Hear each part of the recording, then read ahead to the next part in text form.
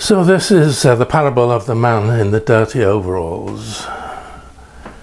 Of course, I was born in England, as you can hear by my slight accent, but I'm now an American citizen and live in the United States, which is great. When I lived in England, I had a friend, Graham, who was a salesman, and he wasn't just a salesman, he was the most amazing salesman.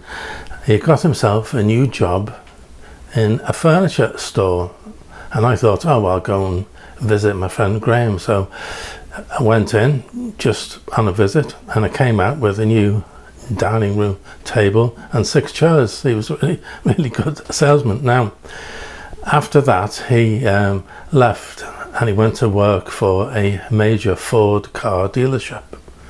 And for many months of the year, he was the top salesman.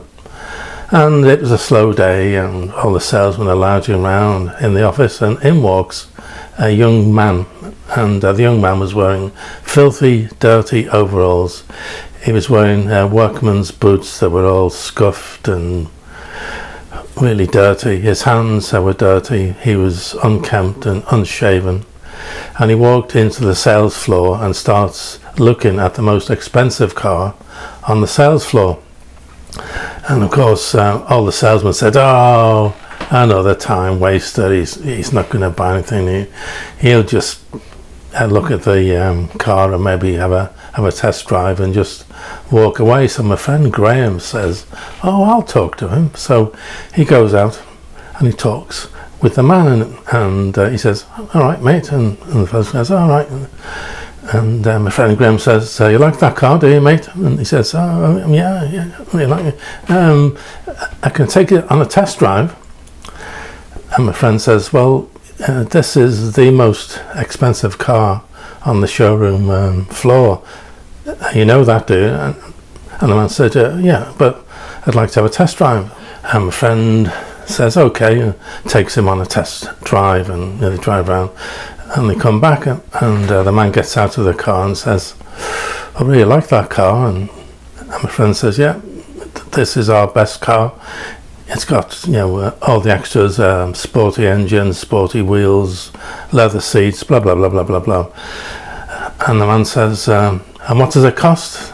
And my friend said, "So many thousands." And I'm going back many years, and so in the modern money, it'd be, over 60,000 or whatever. And the fella says, "Oh, yeah, okay." And he gets out of his pocket his checkbook, and he says, "What's the out the door price on the road price?" And my friend says, "Oh, I'll just get you that." And so he went in and he checked on, all the taxes and licenses and everything. And my friend said, "It's X amount of thousands." And the man just wrote a check for cash for the price of the car. And my friend, he was very good, because he wouldn't say, "How did a man like you get enough money for this car?" But they had a conversation, and the young man said, well, he said, "A family member has died and left me a load of money, and I always thought, if I ever get any money, I'm going to buy one of these beautiful Ford cars." And that's what he did.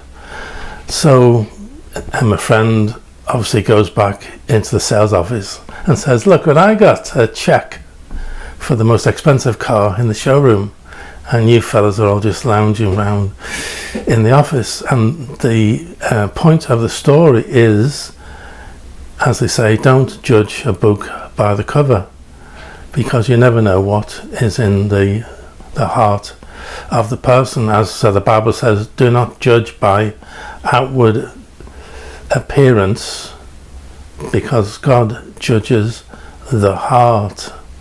Very interesting.